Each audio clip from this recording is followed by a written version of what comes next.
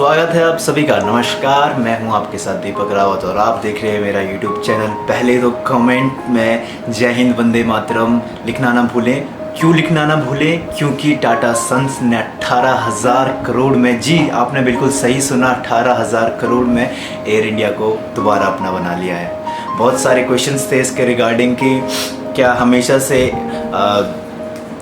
Indian airline सरकारी company है या नहीं है, इसको सरकार को क्यों बेचना पड़ा और कितने कितने प्रतिशत मुआवजा रखने की बात की गई थी, ये आपको मैं सब बताऊंगा इस वीडियो में। और वीडियो के एंड तक बने रहें। और यदि आप मेरे चैनल पे नए हो तो आप मेरा चैनल ज़रूर सब्सक्राइब, लाइक, शेयर कर सकते हैं ऐसे ही रेगुलर अपडेट होने के लिए। चलिए वीडियो शुरू करने से पहले मैं आपको वीडियो के कुछ हाइलाइट्स देना चाहता हूं कि 1932 में जे.आर.डी. टाटा ने सबसे पहले शुरू की थी अपनी विमान सेवा और आज़ादी के बाद भारत सरकार ने 49% एयर इंडिया का हिस्सा खरीद लिया था और फिर इसका नाम बदलकर एयर इंडिया इंटरनेशनल कर दिया गया था। और टाटा रतन जी ने इसको दोबारा पाने के लिए लगाई सबसे बड़ी बोली, जो कि थी 18,000 करोड़ की। ये कुछ जो डेट्स और जो भी जगहों के नाम आ रहे हैं वो आप ज़रूर याद कर लेना। कहीं भी पूछा जा सकता है आपसे एज अ नॉलेज या एज अ कॉम्पिटिटिव एग्जाम में कुछ भी पूछा जा सकता है, तो आप ये डेट्स और कब क्या हुआ था, किस समय क्या हुआ था, तो आप ये ज़रूर याद रखना।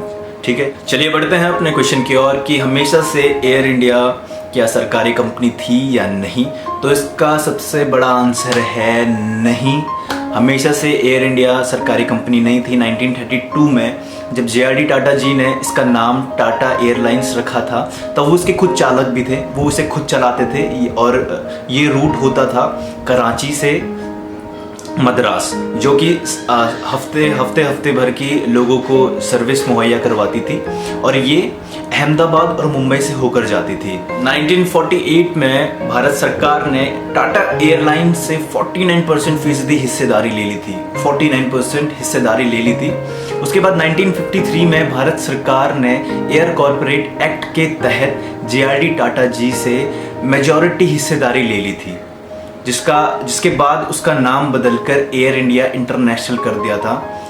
चलिए बढ़ते हैं अपने अगले प्रश्न की ओर कि सरकार आखिर क्यों इसे बेचना चाहती थी। एयर इंडिया को क्यों बेचना चाहती थी?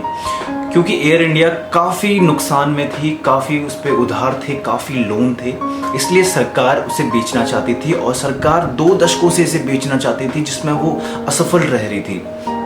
फिर सरकार ने 2018 में ये बोला कि 76% की हिस्सेदारी हम दे देंगे, लेकिन कंट्रोल रूम की हिस्सेदारी हम अपने पास रखेंगे। लेकिन किसी ने इस पर दिलचस्पी नहीं दिखाई, तो फिर सरकार ने मैनेजमेंट और कंट्रोल रूम के साथ हिस्सेदारी देने की बात की, मतलब 100%, 100% हिस्सेदारी देने की बात की। और ये क्यों हुआ? क्योंकि उस पर काफ़ी लोन था, काफ़ी उधारी थी। और ये उधारी क्यों थी?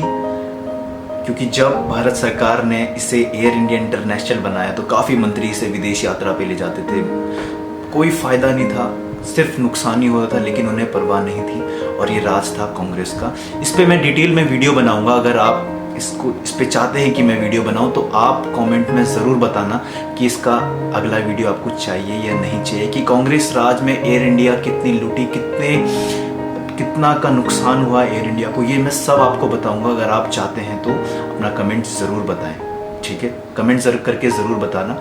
चलिए अगला प्रश्न ये आता है कि टाटा को ही क्यों मिली एयर इंडिया। टाटा सन्स ने सबसे बड़ी बोली लगाई थी एयर इंडिया पे, वो थी 18,000 करोड़ की। लेकिन आप सोच रहे होंगे कि सिर्फ अकेले टाटा सन्स ही थे वहाँ पे। नहीं, मैं बता दूं, वहाँ पे स्पाइस जेट के चेयरमैन संजय सिंह भी थे, जिन्होंने 15,000 करोड़ की बोली लगाई थी। जी, 15,000 करोड़ की। और सरकार ने इसका रिजर्व वैल्यू 12,906 करोड़ तय किया था। इसीलिए वो टाटा सन्स की हुई एयर इंडिया, क्योंकि उन्होंने सबसे बड़ी बोली लगाई थी, वो भी 18,000 करोड़ की। इसका निजीकरण नहीं हो रहा था एयर इंडिया का, सरकारें बदली गई आई, लेकिन फाइनली अब ये टाटा सन्स को 100% पे वापस मिल चुकी है, जिसमें किसी और का हिस्सा नहीं होगा, इसमें सिर्फ टाटा सन्स का हिस्सा होगा। तो ये बहुत गर्व की बात है हमारे देश के लिए कि हमारा लोहा हमारे देश में ही है और हमारे टाटा सन्स, रतन टाटा जी को वापस मिल चुकी है एयर इंडिया।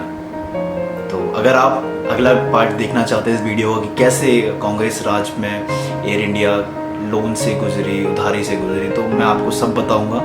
अपना कमेंट ज़रूर करना नीचे। चलिए मिलते हैं फिर अगली वीडियो में। नमस्कार।